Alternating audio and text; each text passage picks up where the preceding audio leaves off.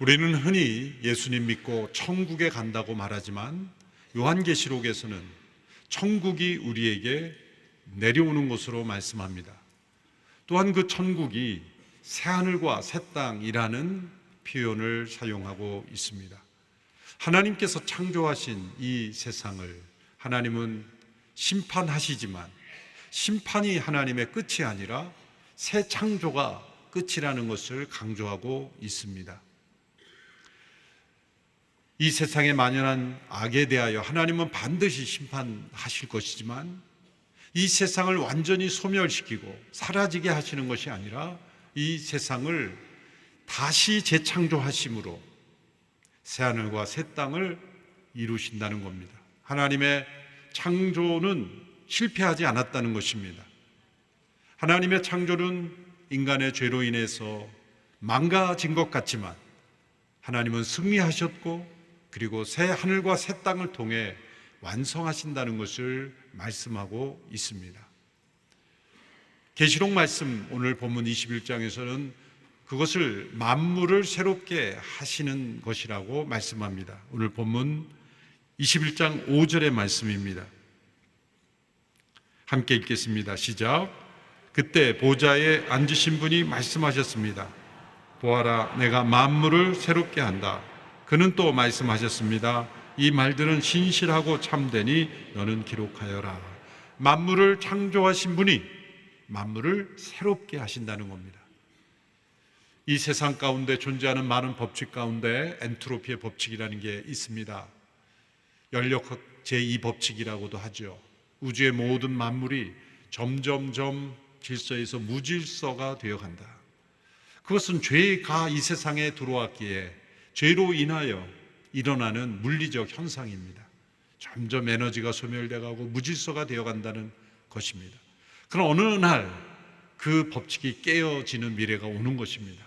정반대로 신트로피의 법칙, 질서에서 무질서가 아니라 다시 질서로, 생명으로, 회복으로 변화되는 미래가 있을 것을 약속하고 있습니다.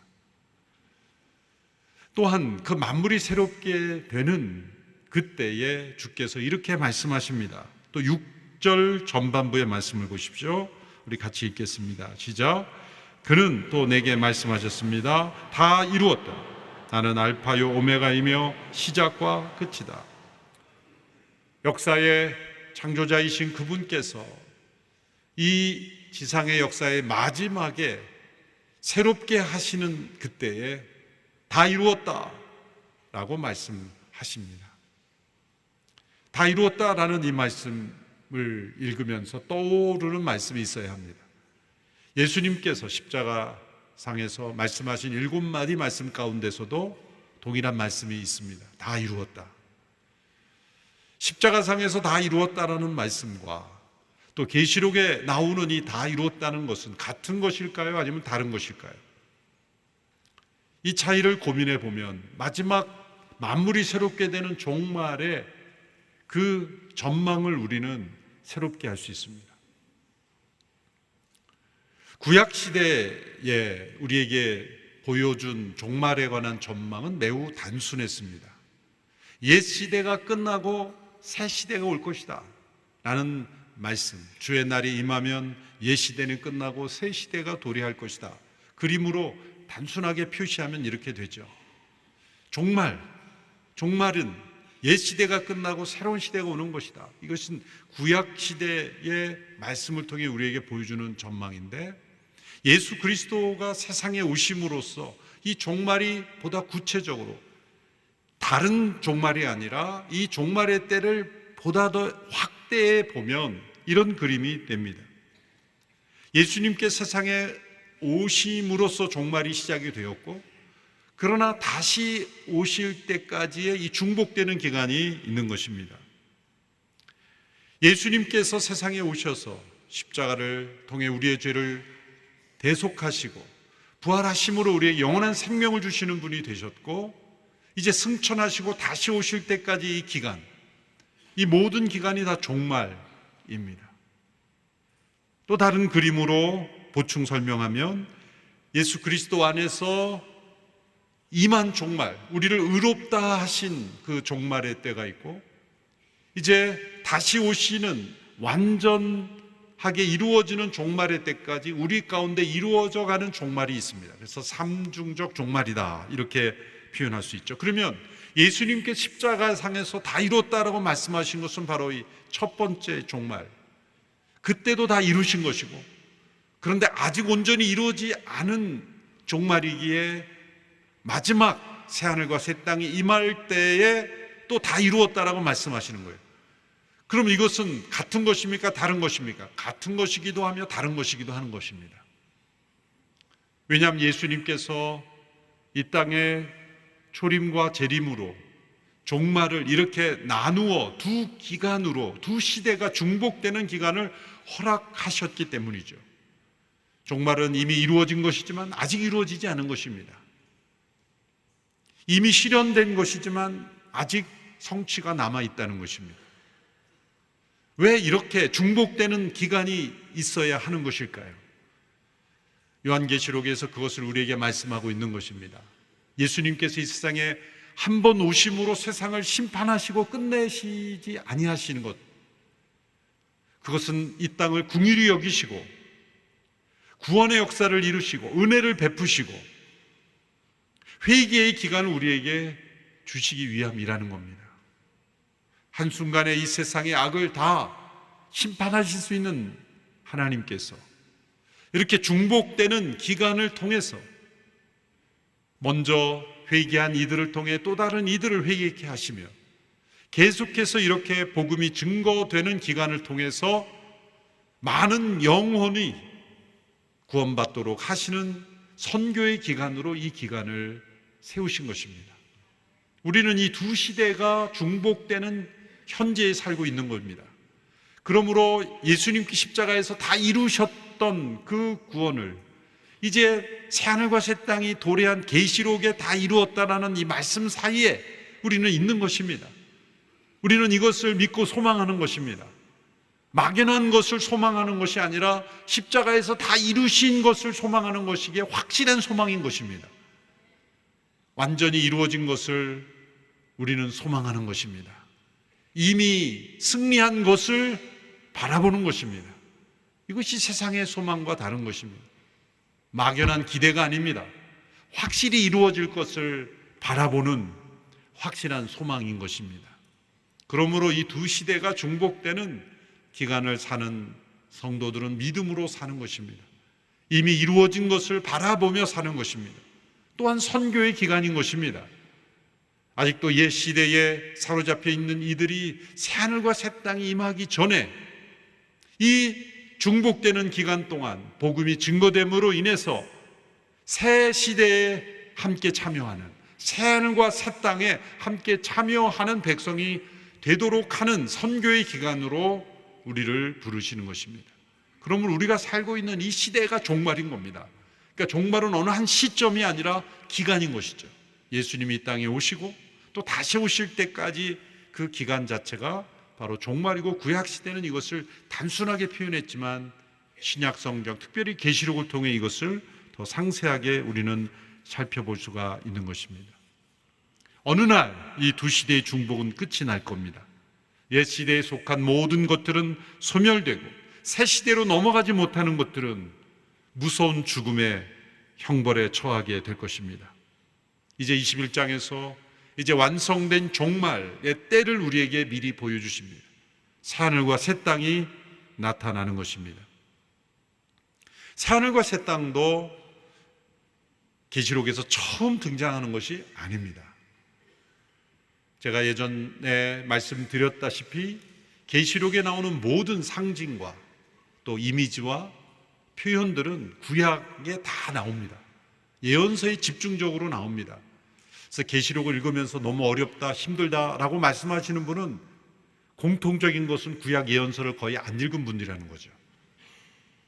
새하늘과 새 땅도 이미 이사야서에서 여러 번 말씀하는데 한 구절만 읽어보면 이사야 65장 17절에서 18절의 말씀입니다. 같이 읽겠습니다. 시작. 보라, 내가 새 하늘과 새 땅을 창조할 것이니 이전 일은 기억나지 않을 것이고 마음에 떠오르지도 않을 것이다. 그러니 내가 창조하는 것을 기뻐하고 영원히 즐거워하라. 보라, 내가 예루살렘을 기쁨의 성읍으로 창조하고 그 백성을 즐거움의 백성으로 만들겠다. 새하늘과 새 땅을 창조할 것을 이미 이사야 선지자를 통해 말씀하셨습니다. 이 새하늘과 새 땅이 도래할 때 일어나는 변화를 21장에서 설명합니다. 몇 주에 걸쳐서 설명해야 할 정도로 많은 내용이지만 세 가지로 요약을 해볼 수 있습니다. 이 요약의 기준은 바로 하나님 나라가 완성된다는 의미에서 새하늘과 새 땅은 하나님 나라가 완성된다는 측면에서 나라의 세 가지 조건이 완성되는 겁니다. 우리가 이 지상의 나라도 합법적인 나라가 되려면 세 가지 조건이 있어야 되죠. 일단 백성들이 있어야 됩니다. 국민들이 있어야 되죠. 두 번째는 구체적인 영토가 있어야 됩니다. 세 번째는 주권이 있어야 되죠. 다른 나라의 지배를 받는 그러한 사람들은 나라라고 말할 수가 없죠. 그래서 그 백성들, 그 다음에 영토, 장소, 그 다음에 주권, 이 세 가지가 완성될 때 나라가 형성되는 것처럼 그것을 하나님의 나라에 대입하면 하나님의 백성들이 있어야 하고 하나님께서 다스리는 구체적인 장소가 있어야 되고 하나님의 주권과 통치가 온전히 회복되어야 합니다. 이 세 가지로 요약을 해볼 수 있습니다. 첫째는 하나님 나라 백성들의 회복입니다. 오늘 본문 3절, 4절 그리고 7절을 연이어 읽겠습니다. 시작. 그리고 나는 보좌에서 큰 음성이 말씀하시는 것을 들었습니다. 보아라, 하나님의 장막이 사람들과 함께 있으리. 그분께서 그들과 함께 거하실 것이다. 그들은 그분의 백성이 되고 하나님께서 친히 그들과 함께 계실 것이다. 그들의 눈에서 모든 눈물을 닦아 주실 것이며 더 이상 죽음이 없고 다시는 슬픔이나 우는 것이나 아픈 것이 없을 것이다. 이는 처음 것들이 지나갔기 때문이다. 7절. 이기는 사람은 이것들을 상속할 것이며 나는 그의 하나님이 되고 그는 내 아들이 될 것이다. 제가 말씀에서 강조한 말씀 또한 성경 전체에서 계속 반복되고 있는 겁니다. 그들은 그분의 백성이 되고 하나님의 백성이 되고 하나님께서 친히 그들과 함께 하심으로 그들의 하나님이 되시는 것이다. 나는 그의 하나님이 되고 그는 나의 백성이 될 것이다. 얼마나 단순한 말씀입니까? 이 말씀도 계시록에 처음 나온 말씀이 아닙니다. 창세기부터 반복되는 말씀입니다. 하나님께서 왜 에덴 동산에 아담과 하와를 창조하시고 에덴 동산이라는 장소를 창설하시고 그 백성들에게 명령을 주셨습니까? 바로 이 말씀을 이루시기 위해서이죠. 하나님이 그들의 하나님이 되고 그들이 하나님의 백성이 되게 하시기 위해서 에덴 동산을 창설하시고 그 속에 하나님의 백성은 아담과 하와였죠. 그분의 통치는 이 동산 중앙에 있는 선악을 알게 하는 나무를 먹지 말라라고 하시는 그 명령이 곧 그 백성을 통치하는 하나님의 통치권이 되는 겁니다. 그 명령을 지키면 하나님의 통치를 받아들임으로 하나님의 백성으로 살아가는 것인데 그 통치를 거부함으로 에덴 동산 밖으로 쫓겨남으로써 그들은 하나님 나라의 백성이 되지 못한 것입니다. 회개해야만 그들이 하나님 나라로 다시 에덴으로 돌아올 수 있는데 그들이 회개했다는 증거가 없습니다. 그들은 변명했고 책임을 전가했고 거짓말을 했고 그래서 에덴 동산 밖에서 태어난 모든 인류는 하나님 나라 밖에서 태어난 백성들이 되는 것입니다. 그래서 하나님의 통치를 거부했기에 사단의 종노릇하는 인류가 되었고 그들 가운데 슬픔과 죄악과 갈등과 분열과 아픔과 살인이 가득하게 된 것입니다. 인류의 모든 문제는 하나님께서 창조하신 인류가 하나님의 백성됨을 거부하였기 때문입니다. 하나님께서 먼저 내쫓으신 것이 아니라 그들이 스스로 반역을 통해 거부한 것입니다. 그리고 끝까지 회개하지 않은 것입니다. 그래서 하나님께서 인류를 향한 하나님의 계획의 목적은 무엇인가? 하나님께서 그들의 하나님이 되고 그들이 하나님의 백성이 되게 하시는 것. 그래서 창세기부터 계시록까지 성경 전체를 관통하고 있는 메시지가 바로 이 말씀이에요. 우리 음악에도 보면 어떤 음악이건 노래이건 동기음이 있잖아요. 음이 복잡한 것 같아도 아주 심플한 그 노래를 축약하고 축약하면 반복되는 음이 있어요. 그 노래를 기억하게 하는 동기음이라고 그러죠. 성경의 동기음과 같은 말씀이 바로 이 구절이에요. 하나님이 그들의 하나님이 되고 그들이 하나님의 백성이 된다. 성경을 읽을 때 이 말씀이 눈에 들어오면 반드시 밑줄을 쳐 나가십시오. 그저 나에게 맞는 그런 말씀만 핀선으로 꼬집으면 안 되고, 그러면 성경을 전체를 보지 못하게 돼요. 창세기부터 나오는데 창세기의 대표적인 구절 하나를 보면 아브라함에게 주신 말씀 가운데 창세기 17장 7절 8절의 말씀을 보십시오. 같이 읽겠습니다. 시작.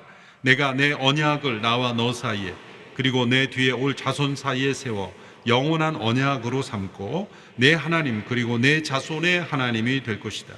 내가 지금 나그네로 있는 이 가나안 온 땅을 내가 너와 내 자손에게 주어 영원한 소유물이 되게 하고 나는 그들의 하나님이 될 것이다.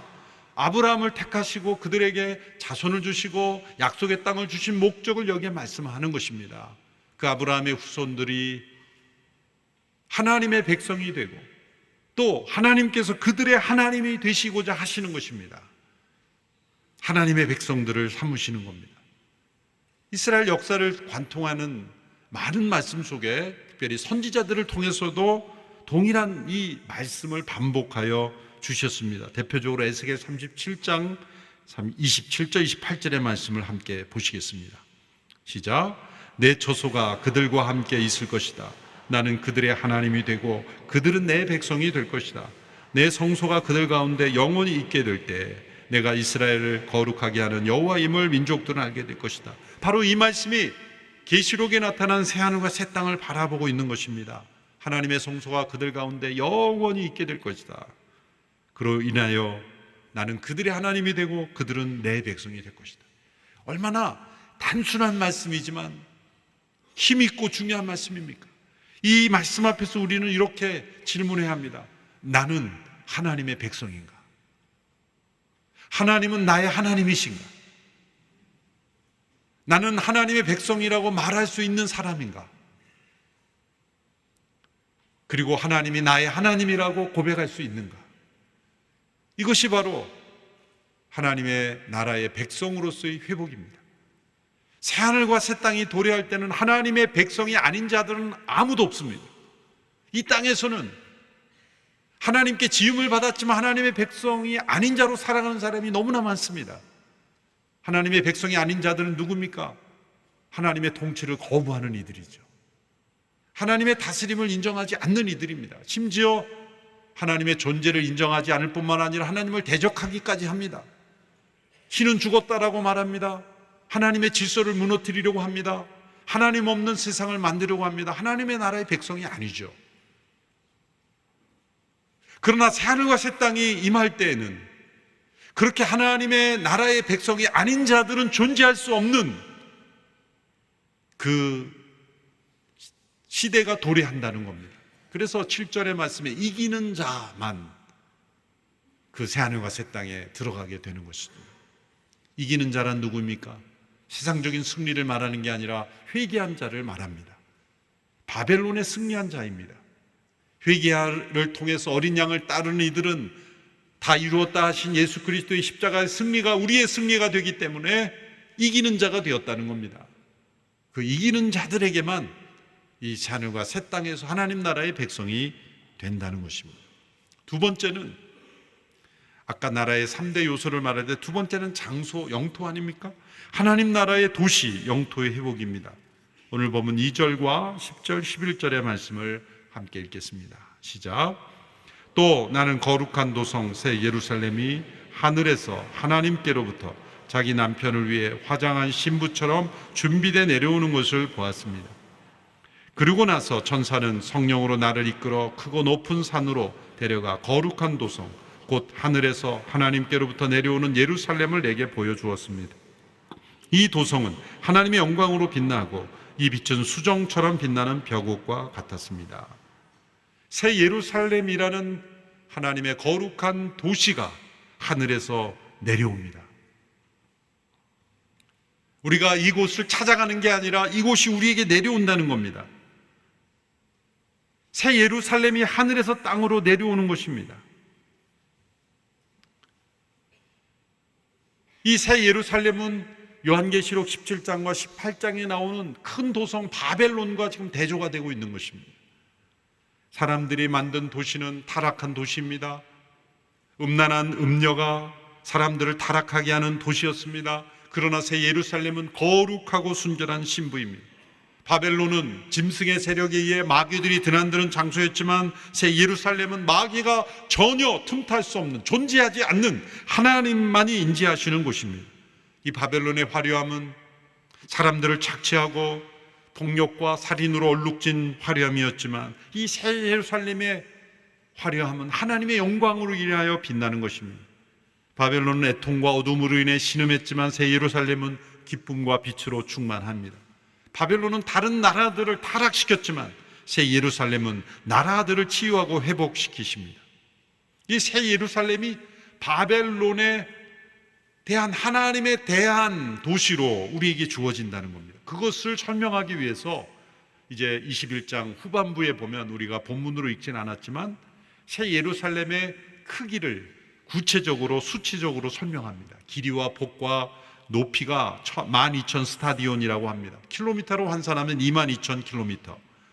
이것은 당시 로마 전체 영토와 얼추 비슷한 크기라고 합니다. 또 새 예루살렘을 사각형으로 묘사한 것은 그 당시 사람들이 완벽한 도시를 사각형으로 생각했다는 거죠. 그래서 그 당시에 고대 사람들이 바벨론을 정사각형으로 그렇게 기억했다는 겁니다.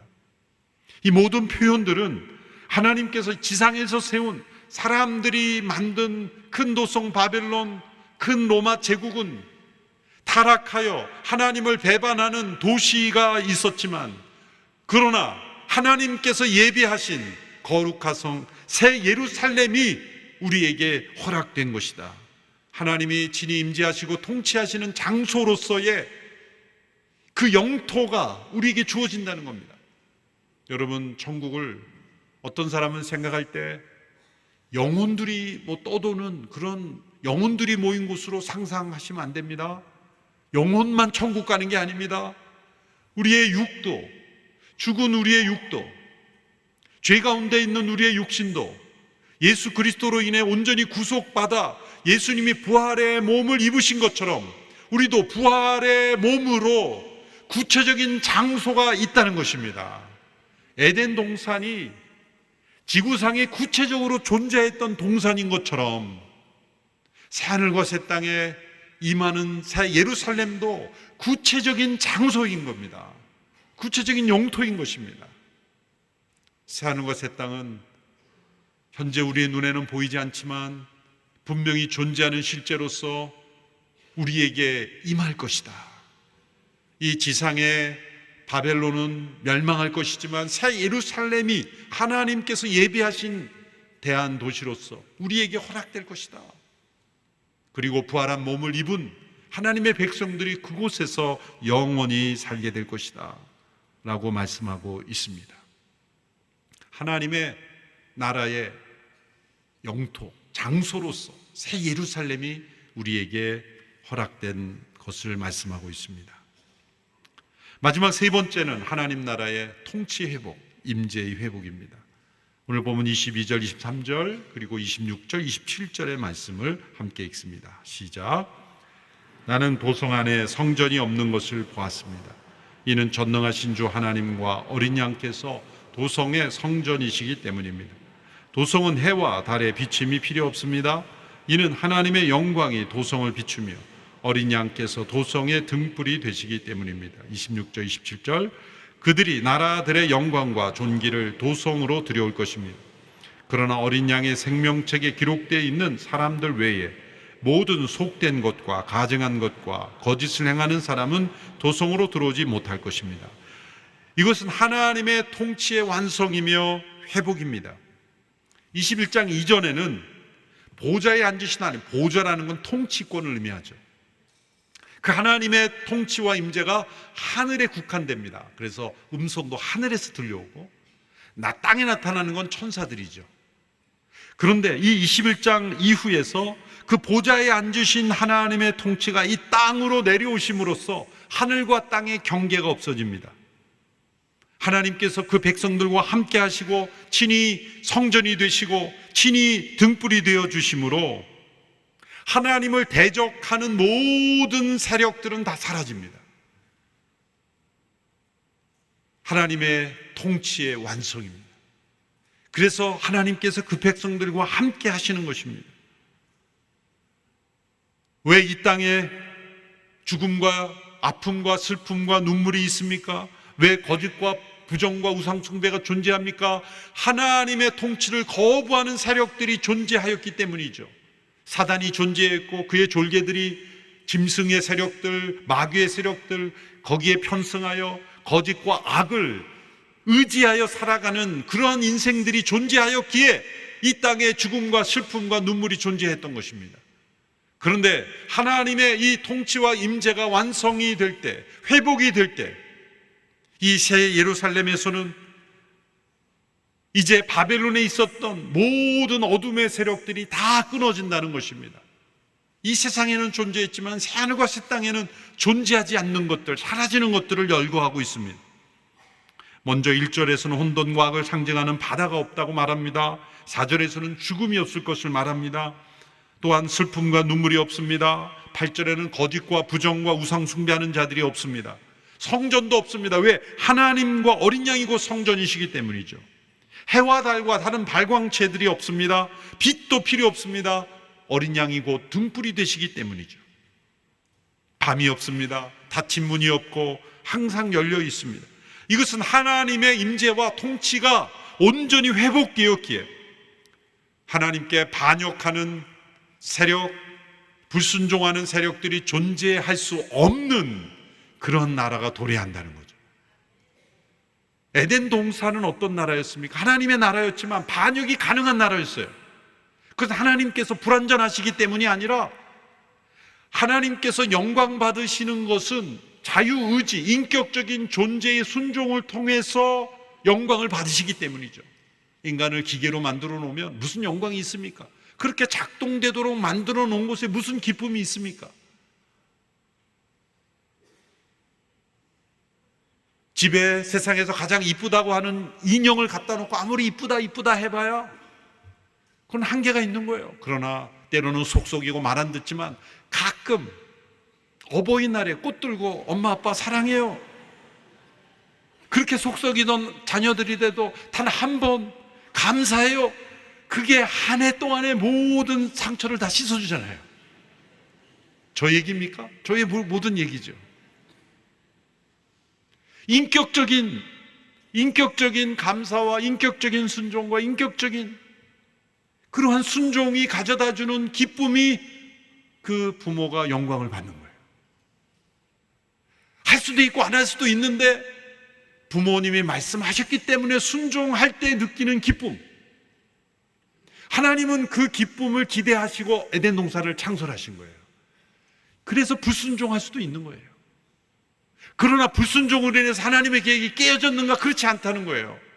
죄 가운데 이 세상은 오염됐고 이 악이 만연하는 것 같지만, 절망적인 것 같지만 새하늘과 새 땅이 도래함으로써 더 이상 이제는 불순종할 수 없는 때가 올 것이다. 그런데 그것은 타락 이전의 아담과 하와의 수준으로 돌아가는 게 아닙니다. 타락 이전의 아담과 하와의 수준으로 돌아가면 또 타락할 수 있잖아요. 그러므로 새하늘과 새 땅의 하나님의 백성들은 타락 이전의 상태로 돌아가는 게 아니라 타락을 했지만 구속받음으로써 악이 심판받았기 때문에 더 이상 이제는 타락의 가능성이 없지만, 그러나 기계적인 존재가 아니라 인격적으로 하나님을 찬양하는 완전한 상태가 된다는 거예요. 그러므로 우리가 타락 이전에 하나님과 누렸던 관계보다 타락하였지만 그 이후에 예수 그리스도의 어린 양의 구속을 통해서 하나님의 백성이 되는 이 하나님의 임재의 회복이 비교할 수 없도록 영광스러운 겁니다. 그것이 새하늘과 새 땅의 도래인 것입니다. 그러므로 하나님을 대적하는 그 어떤 세력도 존재하지 않고 그 어떤 가능성도 존재하지 않는 영원한 하나님 나라의 완성이 새하늘과 새 땅인 것입니다. 이것이 우리에게 약속되어 있고 이 약속을 믿는 자들은 이 땅에서 그러한 새하늘과 새 땅의 축복을 맛보며 살아갈 수 있는 것이고 이 시대에 이 세상에 살지만 천국을 경험하며 살 수 있는 백성이라고 말씀하고 있습니다. 이 새하늘과 새 땅을 바라보는 우리 모든 성도들, 믿음으로 승리하는 저와 여러분이 되기를 축원합니다. 기도하겠습니다. 하나님 아버지, 새하늘과 새 땅을 우리에게 약속하시니 감사합니다. 그 은혜를, 그 약속을 믿고 의지하며 승리하며 살아가는 우리 모두가 되게 하여 주시옵소서. 예수님의 이름으로 기도하옵나이다. 아멘.